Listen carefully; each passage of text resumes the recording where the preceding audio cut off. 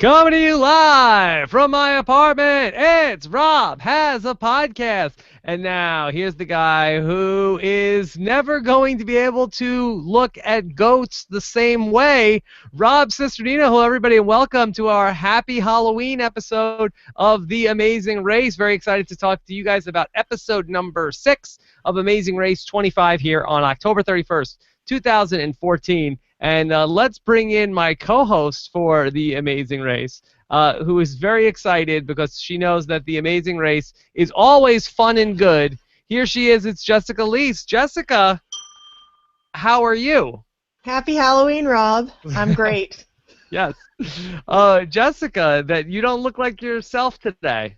Yeah, well, tis the season. And I figured if I've got to be home on Halloween night doing a podcast, I'm going to dress up and I'm going to make it thematic. Okay.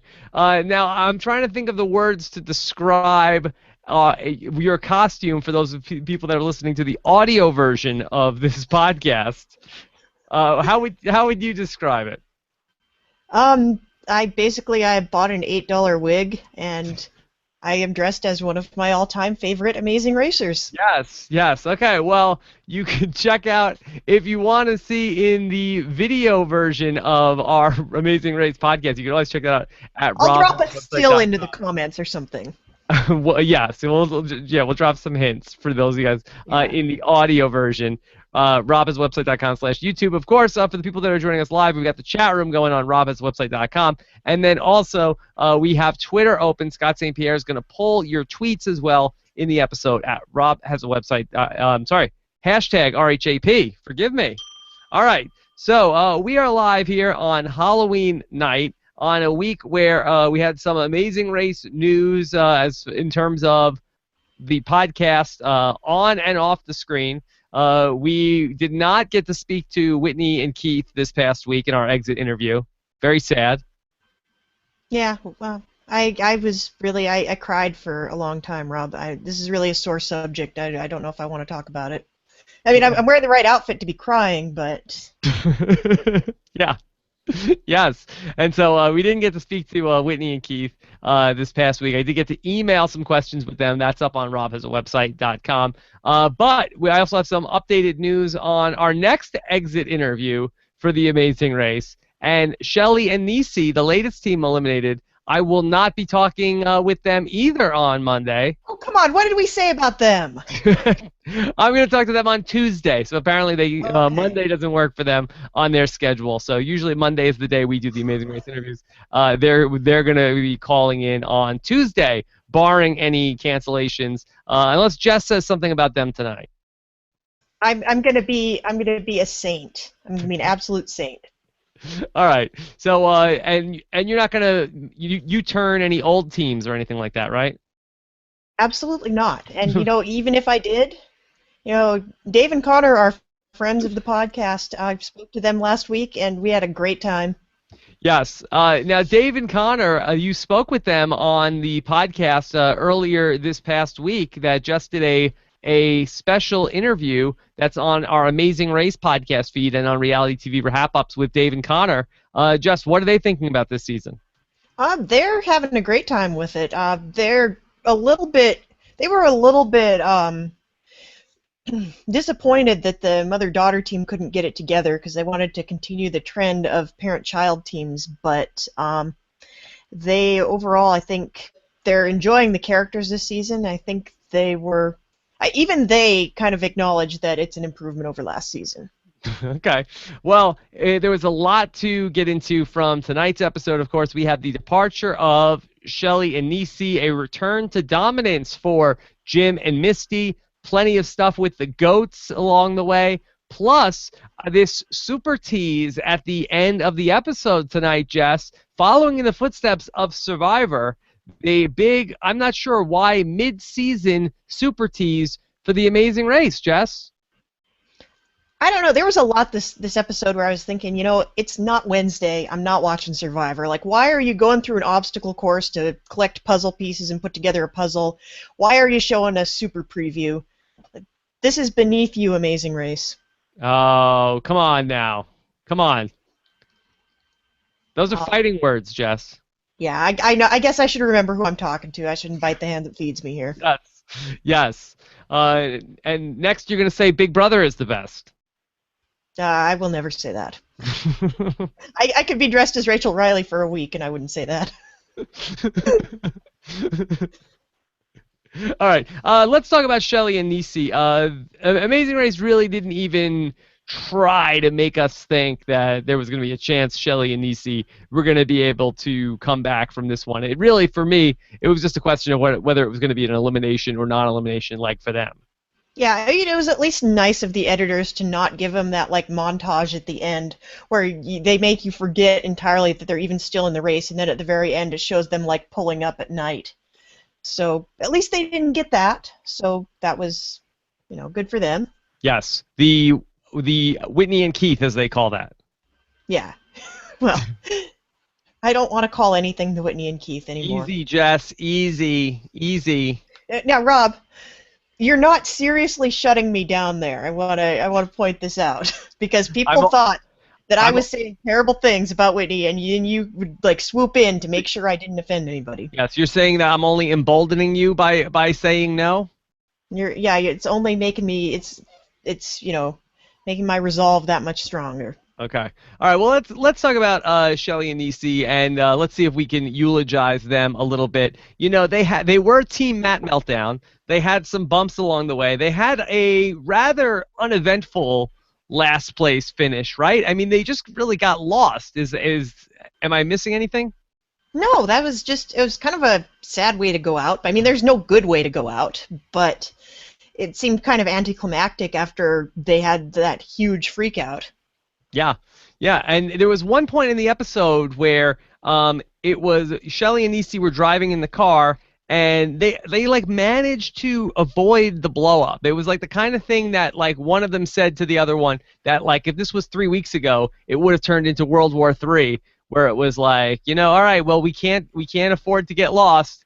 And then I think it was Shelley who was driving the car, like, well, I'm not, and they're like, no, I didn't mean it to any disrespect. Like, no hate, no hate. I think it's fantastic that they were able to acknowledge that behavior was about to start up again and shut it down before it even got anywhere near the point that it was a few weeks ago. Yeah. So that's character building. I think, everybody always says they want to make their relationship stronger on The Amazing Race, and I believe that this team actually did it. Now, Jess, when they got to the mat, Phil brought up that moment that they were fighting. They had the mat meltdown. And one of them said, the Shelley or Nici, like, yeah, but when we were fighting, that was when we were racing better. That it kept us competitive, the fighting. Do you buy into that at all? I think it's true for some teams. I'm not sure it was entirely true of Shelley and Nici at that moment. I mean, teams like Brooke and Robbie can kind of complain and snipe at each other and still be racing and still be moving. And I don't see that happening with Shelley and Nici. It almost knocked them down a few places when they had their meltdown. Yeah, because when they were fighting and they had the mat meltdown, there was a point where like Nici saw the route marker and didn't tell Shelley to spite her. No, I think it was the other way around. Whatever. Yeah. One of them saw it and did not tell the other one, and that was potentially race ending. Like if they had not gotten their stuff together before that point, they could have been out at that leg. Yeah, absolutely. All right, so Shelley and Nici are out. We're down to our final 6 teams in the race. Phil himself even hyped up what's going to happen to the teams in the race. He's like, well, this, you're halfway through, but the second half is going to be even crazier. That's not news to anybody. I don't know why Phil was presenting it as though it was new information. Like anybody that's seen any of this show at all is going to know that. But that seems out of character for Phil. Am I wrong about that? It is a little out of character for Phil. He was getting a little probesty. Yeah, a little hyperbole there from Phil at the mat tonight. Yeah, and he seems to have a lot more opinions than he has in the past. Yeah. Jess, did you watch the Super Tease? Of course I watched the Super Tease. Okay, was there anything where all season long on Survivor, we've been saying who's going to be the person that quits, who's going to be the person that they had this. Did anything in the Super Tease stand out for you? And if you are especially worried about spoilers, tune out Jessica for the next 30 seconds.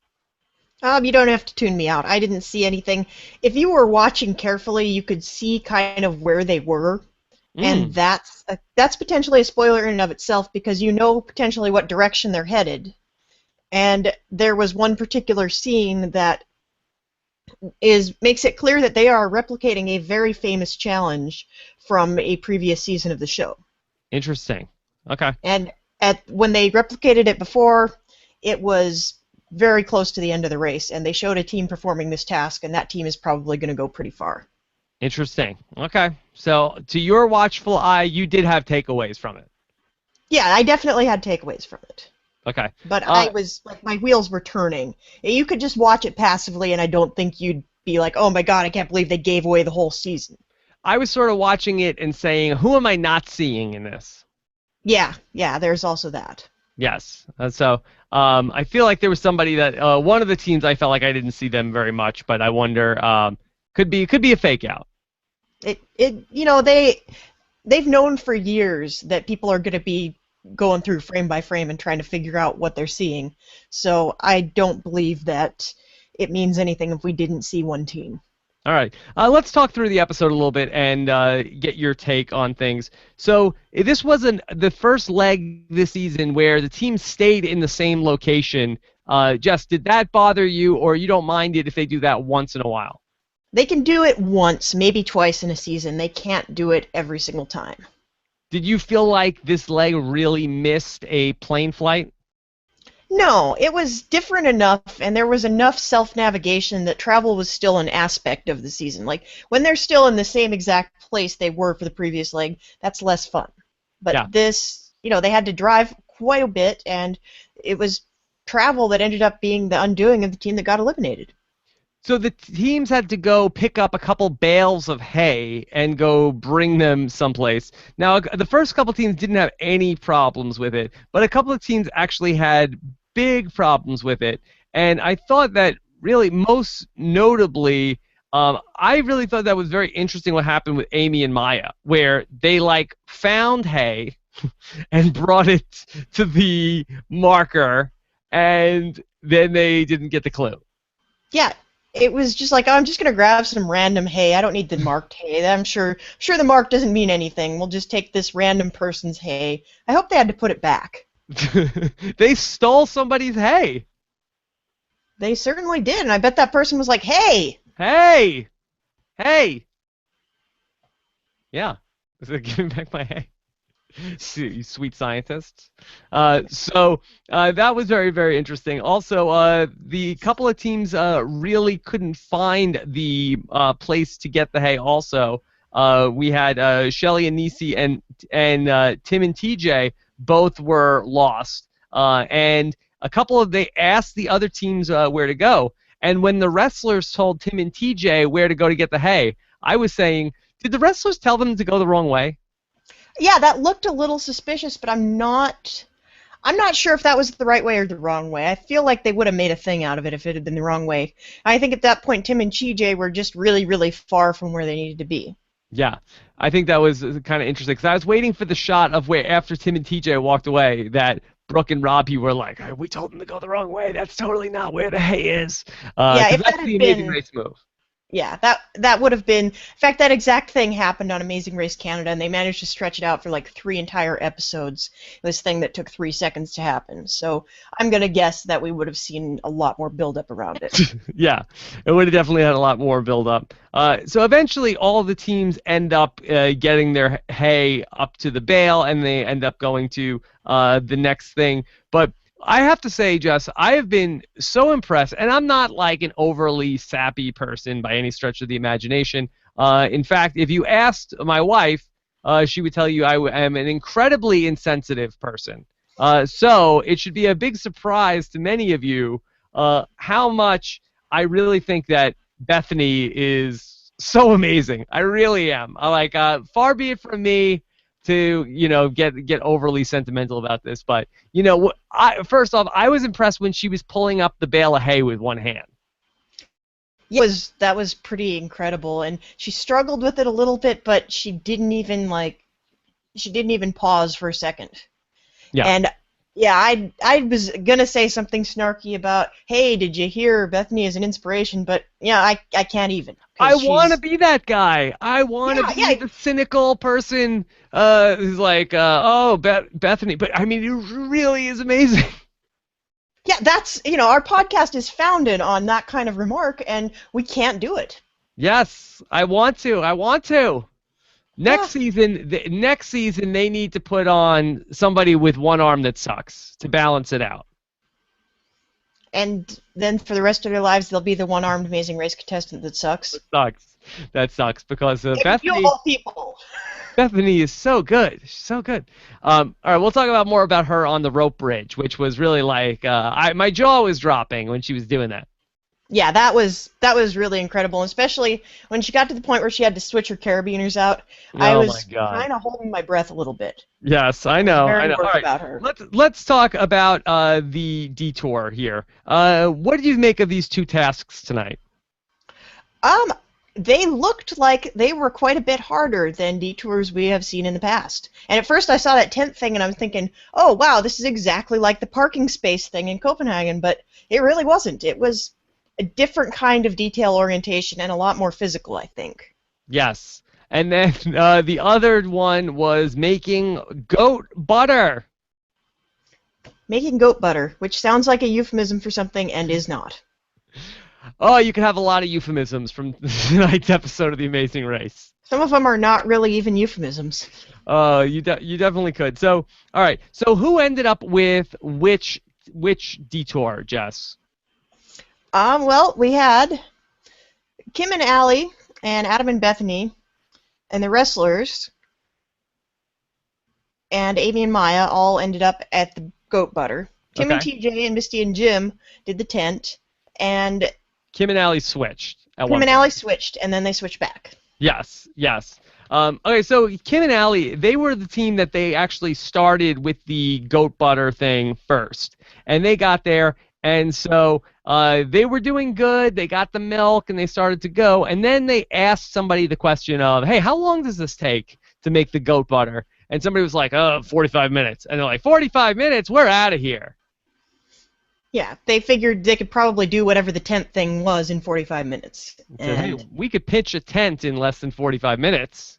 yeah, I know some people that can pitch a tent in like 10 seconds. Yes, yes. Well, it just depends on. You know what? I won't even. I'm not even gonna. Let's just put the brakes on that. Yes, yes. I was gonna get into some of the instructions from the pitch a tent challenge. Yeah, there were quite the instructions. Yes, absolutely. All right. So as far as that goes, Jess, I just wanted to know your take on this. So in a challenge where they learn, okay, this will take 45 minutes to do. I'm like, oh, 45 minutes. That doesn't sound that bad. I was surprised to hear that they switched when they found out it was going to be 45 minutes. Did that surprise you? Yeah, it did surprise me a little bit. But I was thinking maybe it was kind of one of those deals where they figured that one task would take you a fixed amount of time, and one task you could do potentially faster if you were either lucky or skilled. And they thought, well, we can probably be lucky or skilled. But I feel like they were already there. I mean, how close were the two things? Were they like right next door? They must have been right next door because they switched back pretty quickly. Because I feel like by the time that it'd take you to even get over there and start setting up the tent, like even if it takes you 20 minutes, even if you get in and out of there in 20 minutes, you're only gaining 25 minutes. Yeah, but they may have also assumed perfect goat butter rendering. Like, what if something goes wrong with your goat butter? And, that can often happen with when you're making goat butter. Something could go wrong. Yeah, there's a lot of potential for things to go wrong there, and maybe they were just concerned. A lot of things could go wrong. Jim stuck to his guns this week where we talked about, he didn't want to try to do things where you get judged or work with animals, and he would rather take the physical task and just see if he could power through that. Yep, and once again, he was right. When he goes with the plan that he laid out before he even went on the race, they do great. Yeah. Jim and Misty had a very strong bounce-back episode. Yeah, and did you notice that Misty has done 3 roadblocks in a row? Interesting. So we're saying, hey, when is Jim going to actually do a roadblock? Yeah, Jim has done 1 roadblock, and she's done 3. Yeah. That's pretty awesome. I got to give her props for that. Yeah, I have to say, and I was surprised that she did the one that she did tonight. Yeah, that looked. I mean, that Harrowing. looked. Yeah, it was more of a fear thing than like being a super physical thing. And I guess maybe they're just saving anything that might be remotely physical for Jim.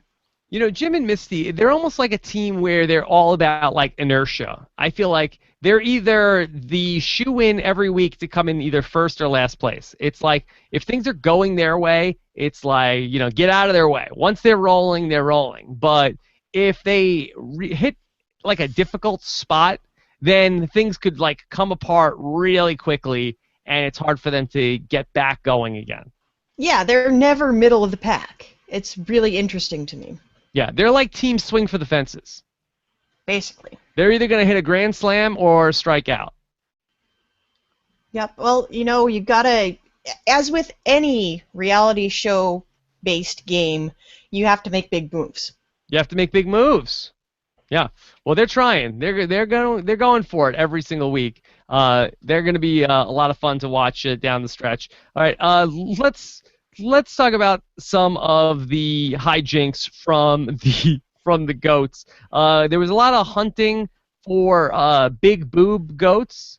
There was a lot of talk of I've got my eye on you. Your boobs are huge. Yeah, I don't know. That goat's probably feeling a little uncomfortable. Goat probably wants to holla back. Yeah, there was a little bit of like, okay, this goat, there's nothing left here in these boobs, in these udders. I thought this Amazing Race is supposed to be a family show. AJ Mass watches this with his son. Maybe it's a good time to teach your children about goat boobs. I guess so. Keith Dixon pointed out in the chat room, and I love this, that there was a moment where Robbie said, "Look at that goat, I'm going to milk him." Whoa. Easy. Oh, no. That's a different challenge. Yeah, that's not on the family version. That is not. That is not. Yeah, we'll leave that. We'll leave that alone. So, what did you think of the team's technique with doing the goat butter challenge? Did anybody impress you? Well, Kim and Allie, I think, won the goat butter. Yes. That was just really entertaining. Possibly one of the top 5 funniest moments I've ever seen. When they are there and Adam and Bethany are there and the guy is singing and they decide they're going to start singing back. Yes. That was very, very funny. Do you think that the guy got pissed or he liked it? I think, well, he was smiling. I think he was entertained. Do we have to update our CBS country music singer power rankings after this week? I wouldn't call that country. I mean, they're from Brooklyn. There's no country music in Brooklyn unless you're at like the hipster bar in Williamsburg with the guys with the beards and the banjos. Okay. That's not Kim and Allie's scene. That's not Kim and Allie's scene. All right. Fair enough. All right. So then Kim and Allie end up switching back from doing the tents. Did you feel like they got the hang of it as far as like knowing when to switch right on the tent challenge? Yeah, I think they had an idea of what they thought the tent challenge was going to be, and if it was that, then they were correct to switch, and they'd be able to get through it. But when they got there and they realized there was more to it than they had originally thought, it was better not to even mess with it, because they knew what they had to do to get through the rest of the goat challenge, and they did not know how much they would have to do on the tents.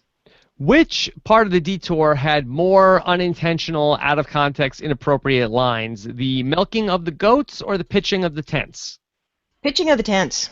Yes. There were some great moments with poles and tents and holding things up and all the things that happen with tents. Did you have a favorite of those? I think it would be like choosing a favorite child. Okay. So I am upset with myself for not having the audio to pull because something gets lost in the translation when you're not hearing the contestants say it themselves. Well, you could dramatically reenact them. I could. If we have them in the chat room, maybe we can go ahead and reenact them. As far as then when we get to the roadblock. Okay. This was a pretty intense roadblock, I thought. Yeah, that was. Well, I think it was a roadblock that did not involve a tremendous amount of skill. 'Cause it feels like part of that roadblock was really tacked on. Yeah. It was like, you have to do this one, like, kind of sort of scary thing. It's not the scariest thing you've ever had to do on the show. So we're going to give you a puzzle to do as well. Yeah, talk about the addition of the puzzle, which did make it feel very un-Amazing Race-like. Yeah, it was so Survivory. Yeah. And Well, it what was was just your take on it? Did you like it? Was that an improvement for you, or did that take you out of it that they had to complete a puzzle? It took me out of it. I thought that was kind of ridiculous. It's just like, we're going to just drop this puzzle in here out of nowhere. There's not really a cultural connection there, or if there is, it's very tenuous. I really honestly think that they could have added some element on that would have made the task harder than it was, but it wouldn't necessarily have had to feel so plunked down in the middle of it. Yeah, I did feel like the actual puzzle itself did look kind of lame. Yeah, it was. Well, apparently there was a trick to it, and you could put together the whole puzzle and not be done with it because you'd have these pieces left over. Mm-hmm. So I think it was one of those kind of gotcha puzzles where you have to figure out what the trick is. Yeah. Misty was the first team to go through all this, and she really aced it. She really did a great job. I thought this was going to be, oh my God, I can't believe they're letting Misty do this, and I thought that she was going to freak out, but she did a great job. Yeah, well, here's the thing. Usually when you have a team like Jim and Misty, and you have a guy like Jim on your team who's like crazy intense and in it to win, and he cares about first place every single leg, usually the second member of the team is kind of passive and doesn't do as much. But honestly, Misty is as strong as Jim, and she's not quite as vocal, but she's right up in there, and she's definitely, I think she could hang with any of the roadblocks we might see this season. Yeah, and you know what? I feel like for Misty, like being out there, like on that bridge and so far away from Jim, I think like really helps her. Like I feel like maybe when she struggles, it's like when Jim is like eyes like bugging out of his head, like staring at what she's doing. Yet again, we're gonna lose something for our audio listeners. Yeah. But do you think there's something to that? Yeah, I think maybe. It's got to be one of those things. I think it's true for everybody. When you're on this show, you can't be more than 20 feet from your partner at any point when the camera is on you. So I have to imagine that when your partner is anybody at all in the world, you would look for those moments where you could get some distance from them and kind of do your own thing a little bit. And especially when your partner is somebody like Jim, that's really important. So she probably looked at that rope bridge and she's like, wow, that's 100 yards from Jim. And I can go out there. It's going to be very quiet and peaceful. And so she went for it. That's why she wanted to do it, because it was to get far away from Jim? It's just to take a little break from Jim. Gym break. Yes, we all need to take a break from our spouses every once in a while. And if you get to do a zip line in the process, that's even better. Okay. Let's talk about Bethany on the roadblock, because just if I was doing this with two hands and two arms, I would have been, incredibly afraid. And, I guess maybe it goes back to the thing where once a shark bites off your arm, there's not much else that you're afraid of. And yeah, I'm going to actually put that in the JL rules. Yeah. So maybe is there a part of the body that you don't use as much that you could let the shark bite and then get the fearlessness in that way? No, the shark you have to give something important to the shark. Okay, to get that oh my God. It requires sacrifice. It's like, anything worthwhile in this world requires sacrifice. Well, she's going across the rope bridge, and the carabiners, when she has to go ahead and unlock them, and she's doing it with one hand. I was like a nervous wreck for her to be able to do it. She didn't even bat an eye, and then they get to this puzzle, Jess, and she has to put together this puzzle with one arm, and she's struggling with it. So what does she do? She takes her shoes off. And she does the puzzle with her feet. With her feet. And then you had Brooke, who later on, and we love Robbie and Brooke. We enjoy them this season. But to have Brooke being this, like, completely upset over this puzzle, like, What did she keep saying? I don't get it.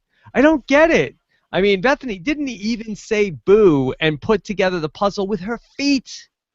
Yeah, and, Brooke, who has 2 hands and 2 feet, is, it's completely destroying her. Yeah. No, Bethany is, I mean, nothing rattles them.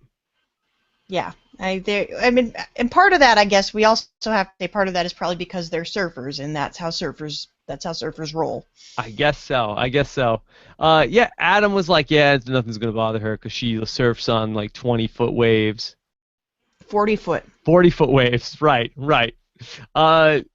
It's insane. It's insane. I've been so impressed with them, and I did not really think I was going to be fans of the team Soul Surfer, but they're just so easy to root for. Yeah, I looked at that and I thought this team is gimmicky, and they probably got recruited, and they're just there to bring in viewers from everywhere else. And seeing them at the very beginning of the season, I just assumed that we'd get that sort of treacly, she's an inspiration to everybody. But no, you can't have a single bad thing to say about Adam and Bethany, because they're fantastic. They're funny, they're nice to each other, they're very much in love, they're good at the challenges, and they're just charming.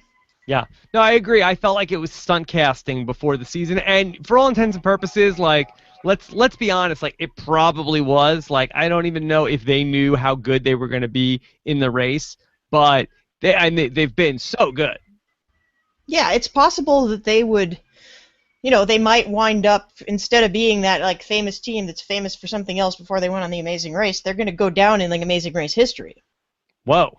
All right. Well, let's not put the cart ahead of the horse, Jess. They could put that as a bullet point on their resume. A bullet point on the resume. All right. So let's talk about Brooke trying to do the puzzle. I mean, she got to the puzzle, and like, not even when she was doing the puzzle, she like looked that there was puzzle pieces, and just like, I don't get it. I don't get it. Like, okay, yeah. That's a puzzle. You have to put that together. Yeah, that seems to be kind of her MO. Yeah. Now, Jess, out of all the Amazing Race that you've watched, how many different versions of Amazing Race have you seen? Over 40? I don't think there are over 40. I've seen about 30. Okay. Yeah, I've seen about 30.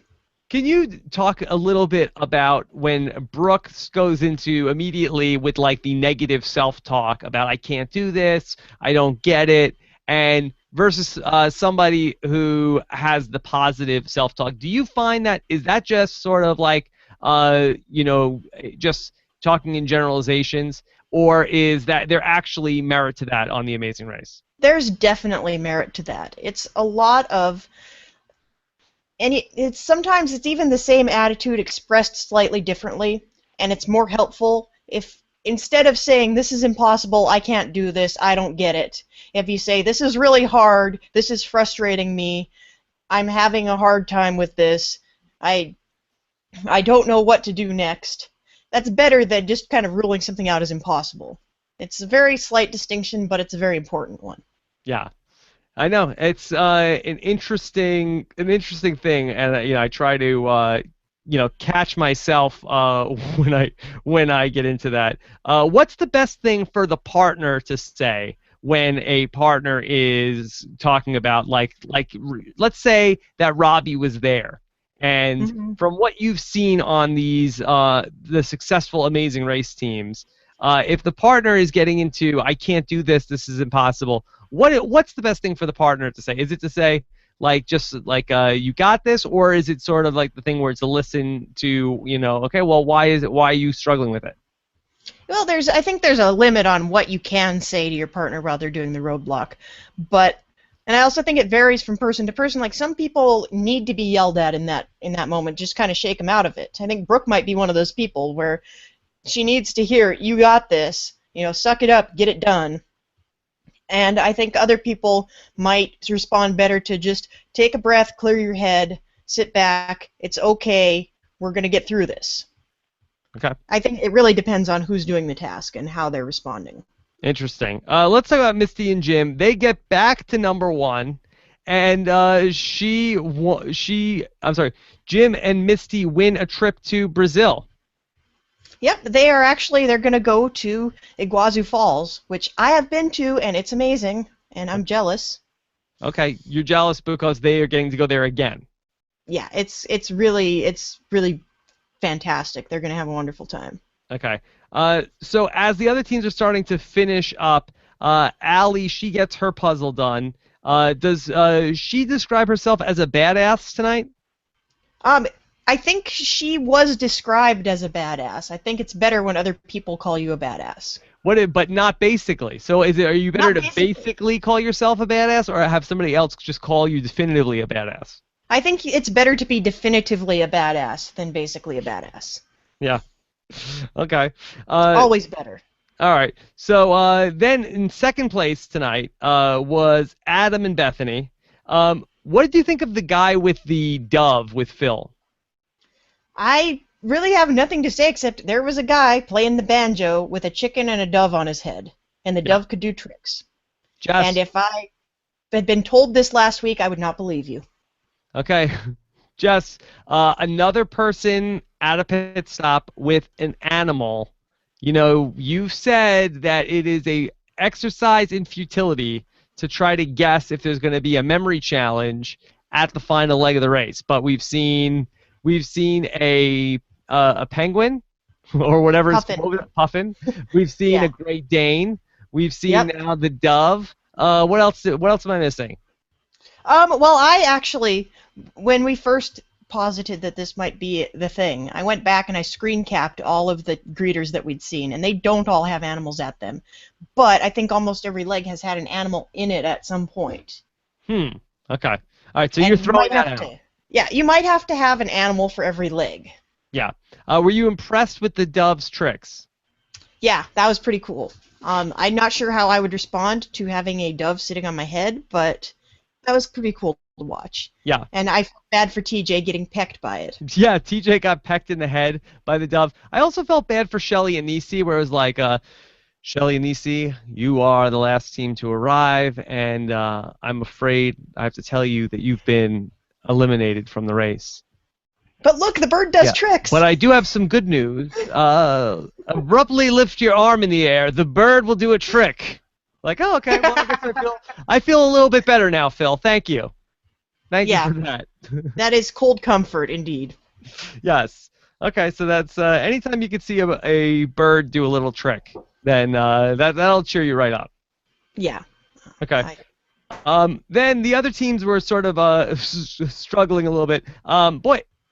Amy and Maya are really on the brink here, I feel like. Yeah, I thought they were going to be a lot better than they were. They seem to just, like, they lost some momentum, and they've never really gotten up to the front of the pack. Yeah. Maya really struggled with the puzzle. Yeah, I was surprised. She's a scientist. Yeah. Doesn't she do, like, math and logic and stuff for a living? Yeah, she has a PhD in milk fat, for crying out loud. What can you do with a PhD in milk fat? Honestly, I think that's a great pickup line for starters. What? But I think that's a pickup line that's gonna get you slapped in the face, Jess. Hey, baby, I got a PhD in milk fat. I think that's a slap right there. I don't know. I think it's got legs, man. But she's gonna make ice cream. That's her thing. Somebody try that in the chat room and let me know how that works. Maybe we can get Vetus to tweet that out to one of the Survivor women. Yeah, Vetus is our new experiment. Like now that the Finchler's off the market, we could have a new dating show around Vetus. I'll tell you what. Don't have Ian Terry do that because he's already on the verge of getting slapped here and there by some of these reality TV women. So don't give that one to him. Let me know. Right. That's like a primetime '99 pickup line. It is. It is. Maybe that's why I responded to it. Whoa. Whoa. Oh my God, Jess. Okay, so the teams come in. Kim and Allie end up in third place. Kind of a rough week for Kim and Allie. They had been pretty dominant for the last couple of weeks, but this week they ended up with some missteps. But they were out in front, and nothing really to worry about, but a down week for Kim and Allie. Yeah, but you wouldn't know it from watching them. Like, if you watch them without seeing any of their teams around them or knowing what place they're in, it's like, these guys are having an awesome time. They must be doing great. Yeah. Then we had Tim and TJ were 4. Yeah, Tim and TJ in 4. Okay. And then Robbie and Brooke are 5. Yeah, and then... Amy and Maya are 6, and then Shelley and Yeah. Nici are 7. Talk to me about Robbie and Brooke. They have been perennially, seemingly bottom 3 just about this whole race, right? Yeah, they're one of those teams, we call them the backpackers. So they stay at the back of the pack. I mean, the first season that I covered Amazing Race for You, someone coined that, and I think it's fabulous. Yeah. The backpackers, indeed. Amy and Maya and Robbie and Brooke have been right there. Tell me about Tim and TJ. What's been your read on them through the last couple of weeks? You know, what little we have seen of Tim and TJ, they're very funny. But I think what I'm getting from Tim and TJ is that they have a lot of book smarts, but they don't have necessarily maybe the common sense to back it up. Yeah. And I've seen that happen a couple of times, like when they were lost in Scotland and they didn't know what a quarry was, for example. Yes. And I think they definitely have a lot of strengths, and when there's like something that's very cerebral, I think they do very, very well. Mm-hmm. But I think there's a lot of stuff that's got the potential to trip them up. They were griping about how the other teams are all more physical than them. They're on a season with wrestlers, with surfers, with dentists who are bodybuilders. I mean, do they watch the show? They have those people every single season. There's going to be somebody that looks like they've been taking steroids, and they should know going in that they should be bulking up. Like, Dennis and Isabel did CrossFit before they came on the show. That's part of your training regimen is, That's your success story? Get beefcakey. I mean, if a team that went out second already knows this, and you don't know it. Yeah. What did you think of Jim on the mat, talking about his $1 million smile to Phil? It seemed like Phil had a lot of restraint in that moment. Yeah, Phil is usually the one who brings that up. So, Phil was on his best behavior there. Usually he's like, hey, get a load of that guy's teeth. Yeah, I thought you were going to say that's a $10 million smile. Yeah. It's a $1 billion smile. $32 million smile, one for each tooth. Okay, let's go ahead and let's bring in some of the questions that Scott St. Pierre has been pulling for us, Scott. If you have the questions, let's go ahead and take them. Let's start off with Samantha Mann. It says, Brooke playing up to the camera just a bit too much. Jess, what do you think about when Brooke started doing wrestling moves to the hay? I think she was having fun. I don't think she was necessarily like, hey, I'm going to get some camera time by being a wrestler. In fact, I think one of two things happened there. She just wanted to have fun, and she was feeling kind of punchy. Or the other thing is, the cameraman might have been like, hey, throw it down and pretend you're wrestling, because that's what you do. You're a wrestler, and that's your angle. And she just did it. But the fact that Robbie was yelling at her to get going, I'm going to guess she's just caught up in the moment, and she felt a little silly. Well, she's lucky that she didn't split the bag of hay open. That would have been entertaining. Yeah, because it looked like that bag wasn't holding up. I thought they were going to be horsing around, and then they end up with a split in the bag, and then you got a big problem on your hand. Yeah. You're hemorrhaging hay. Yeah, I wonder if you have to make sure every piece of hay gets transported. Yes, they have to go back and pick that up. You dropped your hay. Pick up every individual piece of hay. Yes. Okay. Let's take a question here from Who Plane One, who says, do you guys think that Jim and Misty will actually break the record for most first places? Hence the overemphasis of it each episode? No way, right, Jess? Mathematically, they can't. They're already not going to do that. Yes. No, they cannot. Who holds that record? Is it a tie? It's Dave and Rachel. Dan and Rachel. Yeah. I think they won. I think they won 8 in their season. Yeah. Season 20. Let's take another question. This is from the great Hoopy Man, Joel Hooper. He wants to say, definitely a place the animal with the location final challenge for the Amazing Race. Yeah, well, Hoopy Man has spoken. Hoopy man has spoken. By the way, I just want to get this out there. I keep forgetting to say it in the podcast.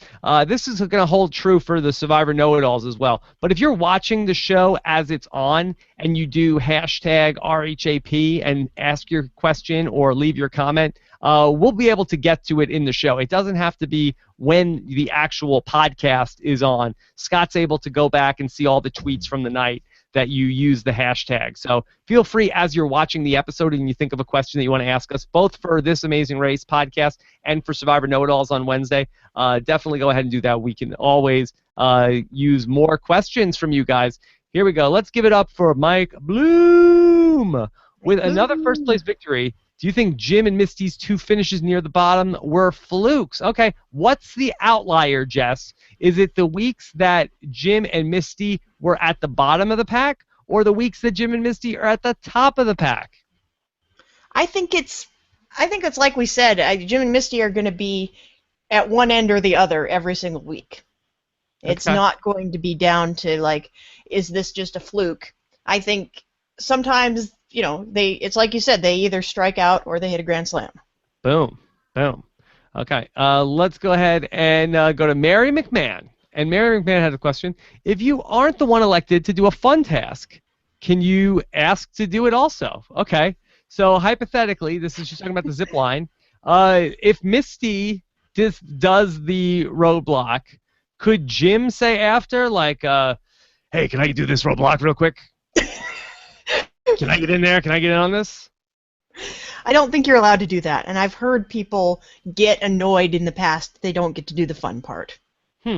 Why? What's the problem? If a team wants to waste their time, like if a team wants to go like hang out and you go to a movie in the middle of the leg, they can't do it? Well, I think that's different. We have had teams like take the day off and go shopping. That has happened in the past.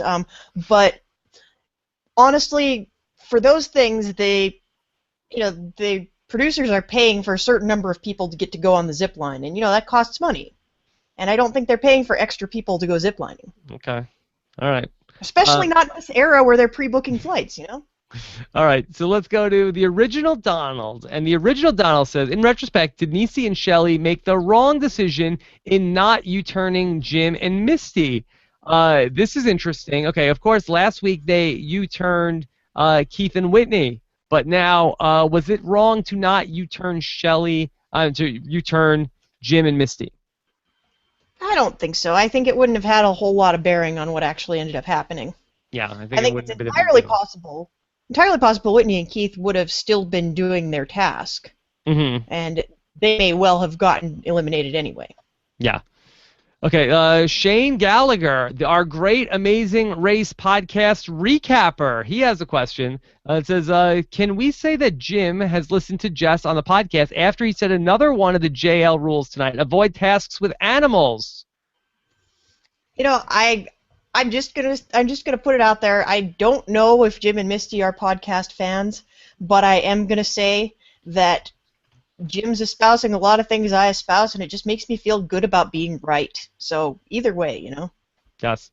Now, do you think that this is going to be a situation where after the season is over, Jim is going to say, Jessica, I was your biggest fan in the whole world, and you made a lot of jokes about me this season, and you really hurt me? I think no exit interview with Rob. Yeah, it's really going to depend on whether or not they do the exit interview. But I think it's pretty clear that at least I for one am a big Jim and Misty fan. So I think they have nothing to worry about from the RHAP front. You guys are both into lifting weights, right? Sure. Yeah. We're both like scary intense when we're in competition. Yeah. Jeremiah Yap wants to say, who's the bigger badass, Allie or Drew Christie? Well, one of them is definitively a badass, and one of them is basically a badass. Yes. So I would say you say Allie. I say Allie. Is Kim a meat collector? I think she's a vegan. Who's the meat collector of this season? Who is Robbie?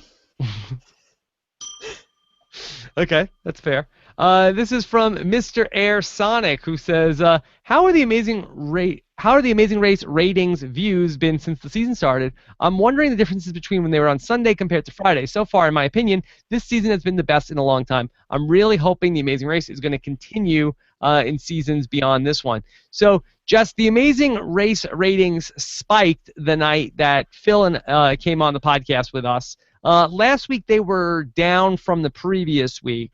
Would you say that the Amazing Race Friday nights has been a success story at this point?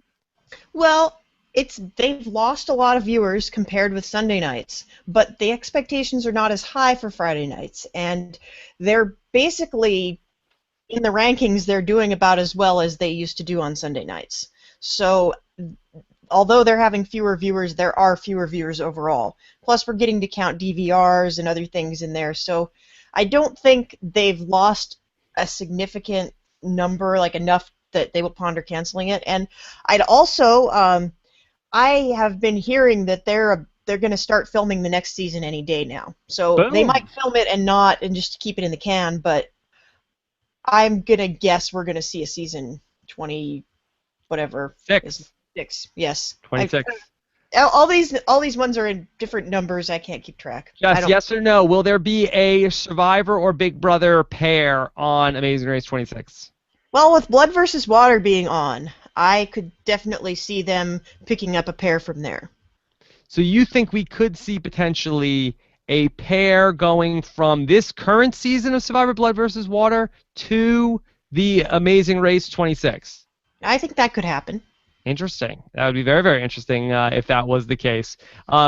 Jess, I know that you are wearing an Amazing Race costume. Did you happen to see Reed and Josh from Survivor and their Amazing Race costume? I certainly did. I loved it. Yes. Although I do wish that they had gone with their original plan of being Steven and Rob, because that would have been pretty epic. Yeah, I thought that was kind of BS that they said that they might do that, but then when I saw their actual costume was the twinnies, I was like, well, maybe they were considering.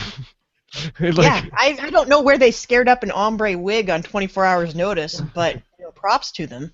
Yes, they did. We're not fools. Yeah, if I was going to see a team on next season of The Amazing Race from this season of Blood versus Water, I would say that Josh and Reed are at the top of my list. Josh and Reed are at the top of the list. Interesting. What about Dale and Kelly? Dale and Kelly originally applied for The Amazing Race, and The Amazing Race didn't want them. Yes. Well, we know Dale knows about The Amazing Race. No, okay. Yeah, I don't even know if he's a fan anymore. He's out. All right, Mike Bloom. Which is more inherent to Moroccan culture, zip lining and putting together a puzzle, or playing a guitar with a chicken on your head? It's a banjo, Mike Bloom. Get it right. I feel like we saw a side of Morocco that's rarely seen. Yeah. All right, let's do a couple more questions. El Pintendo wants to say, would you be worried about The Amazing Race being on Halloween and how low the ratings would be? Well, I think, again, people are going to DVR it. Yes.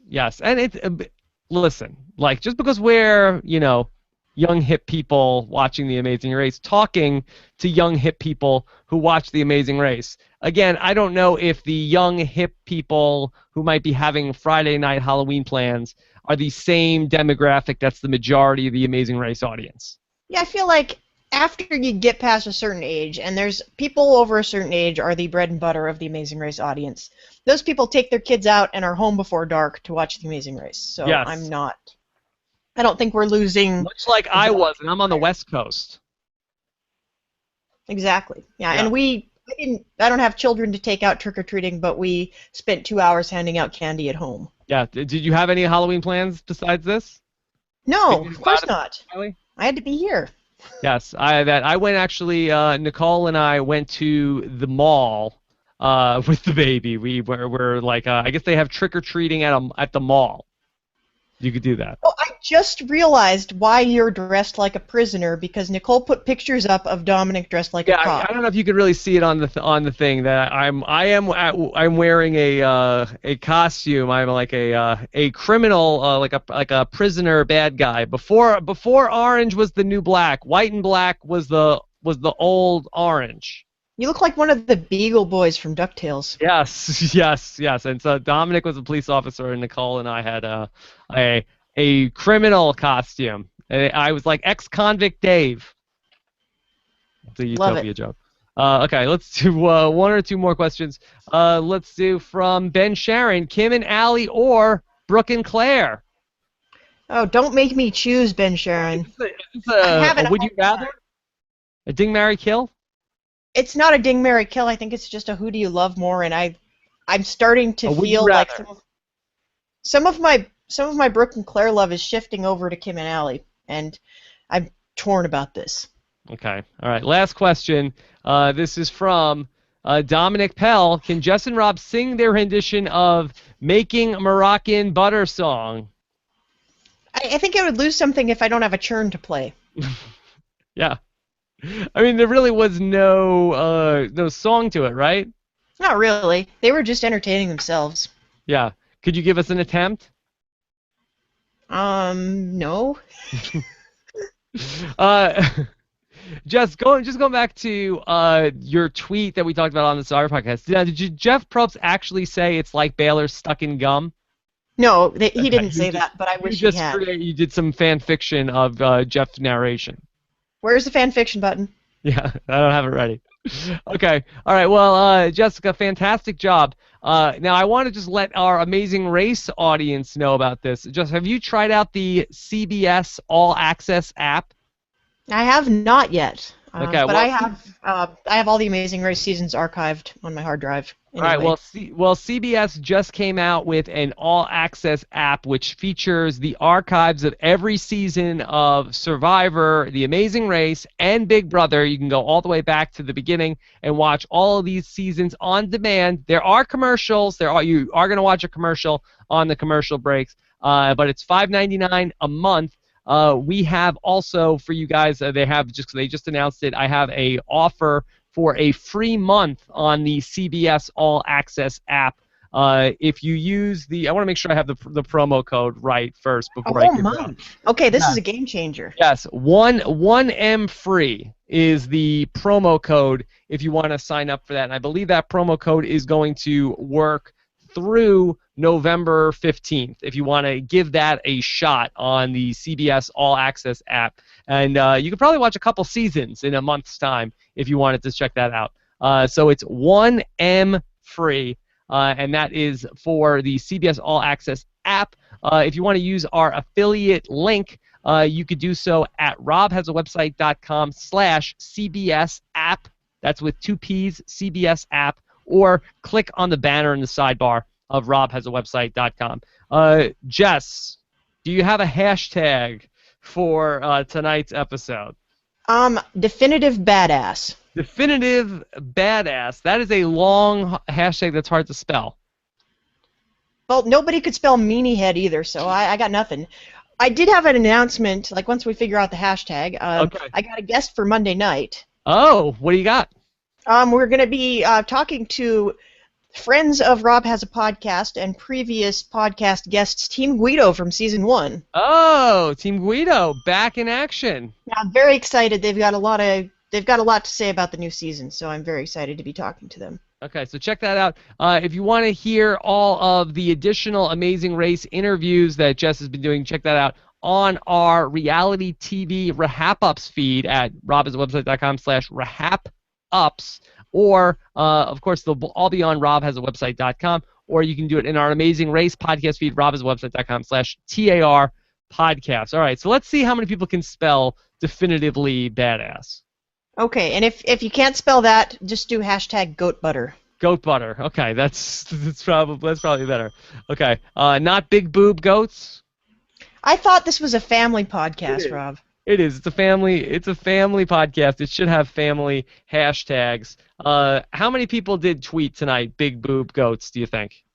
I didn't look it up, but I realize now I probably should have. Was it big boob goats? Was that what it was? Yeah, it was big boob goats. Oh, big boob goat. Let me see. Okay. So there were how many people?